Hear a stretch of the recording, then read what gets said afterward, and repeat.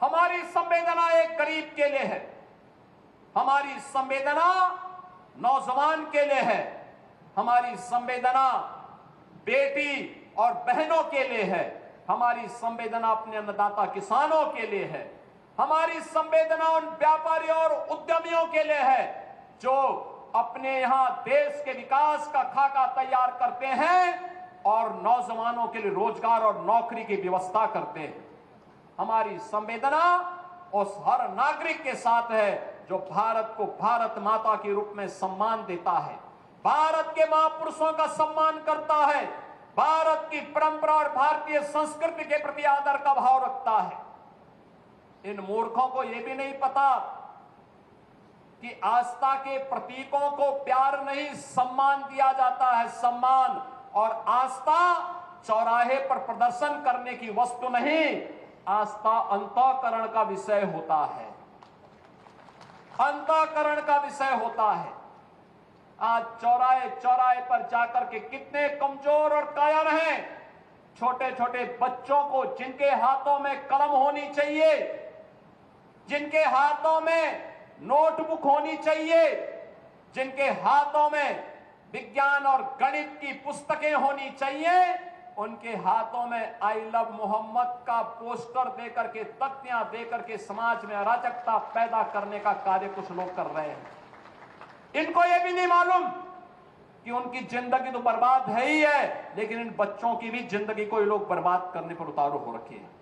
लेकिन सरकार इस प्रकार की अराजकता को कतई स्वीकार नहीं करेगी, कतई स्वीकार नहीं करेगी।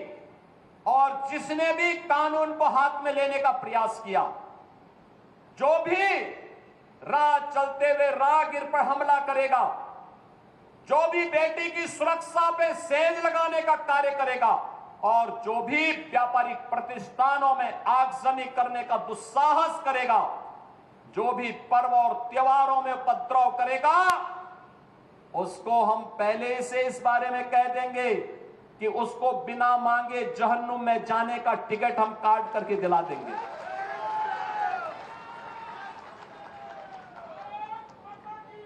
इतना पर्याप्त होगा उसके लिए। यह अराजकता स्वीकार्य नहीं। विकास में हर व्यक्ति की भागीदारी जब सुनिश्चित की गई है, गांव गांव का विकास हो रहा है, कल्याणकारी योजनाओं में बिना भेदभाव के शासन की योजना का लाभ उपलब्ध करवाया जा रहा है, बिना भेदभाव के युवाओं को नौकरी और रोजगार उपलब्ध करवाया जा रहा है, तो फिर यह अराजकता कैसे? कुछ चंद लोगों को माहौल खराब करने की छूट नहीं देनी चाहिए। ये वही लोग हैं जिन्होंने उत्तर प्रदेश की भ्रष्ट सरकारों के साथ मिलकर के उत्तर प्रदेश के सामने पहचान का संकट खड़ा किया था। ये वही लोग हैं जिन्होंने उत्तर प्रदेश को बीमारू राज्य बना दिया था। ये वही लोग हैं जिन लोगों के दंगों के कारण प्रदेश में कोई निवेश नहीं आता था, कोई उद्योग नहीं लगता था, कोई विकास का कार्य नहीं हो पाता था। और आज पिछले 8.5 वर्ष के अंदर उनकी मंशा सफल नहीं हुई। अब नए नए तौर तरीके अपनाने का कार्य कर रहे हैं, लेकिन याद रखना होगा, वे जितना सोचते हैं उससे ज्यादा हमारी पहले से तैयारी रहती है। और जब भी दुस्साहस करेंगे ऐसे ही पिटोगे जैसे बरेली के अंदर पीटे गए हो। बहनों और भाइयों, मैं आज के इस अवसर पर एक बात और कहना चाहूंगा। कुछ लोग हैं जो अफवाह पैदा करके भय और दहशत का माहौल पैदा करना चाहते हैं। आप देख रहे होंगे ड्रोन के नाम पर, चोरी के नाम पर भय और दहशत का माहौल पैदा किया जा रहा है। जिला प्रशासन ने हर जनपद में व्यवस्था की है, हर ग्राम पंचायत में ग्राम सुरक्षा समिति का गठन किया है। आप लोग भी अपने स्तर पर प्रयास करिए। पुलिस के पेट्रोलिंग तेज हुई है। जो भी ये भय और दहशत का माहौल पैदा करेगा, ड्रोन के नाम पर अनावश्यक लोगों के मन में भय और दहशत पैदा करेगा, ऐसे लोगों के खिलाफ गैंगस्टर के तहत कार्रवाई करने के आदेश पहले ही दिए जा चुके हैं। जो भी चोरी के नाम पर भय और दहशत पैदा करेगा, उन लोगों की संपत्ति को जब्त करने के लिए हम लोगों ने पहले से आदेश कर रखे हैं, कैसे लोगों के खिलाफ सख्ती से निपटा जाए। लेकिन आपकी भी जिम्मेदारी बनती है, एक सभ्य समाज के नागरिक होने के नाते विकास में, लोक कल्याणकारी योजना में अगर आपकी सहभागिता है तो व्यापक जन जागरूकता में भी आपकी सहभागिता होनी चाहिए। और व्यापक जन जागरूकता का यह अभियान, जिस अभियान के लिए आपका आह्वान करने के लिए मैं आपके बीच आया हूं, अगर कोई आपके गांव में, आपके कस्बे में, आपके मोहल्ले में, आपके अगल बगल के क्षेत्र में भय और दहशत का माहौल पैदा कर रहा है, पहले उसको रोको, उसको समझाओ। अगर नहीं मानता है तो प्रशासन को बताओ, प्रशासन अपने आप ही उसको ठोकने का कार्य कर देगा।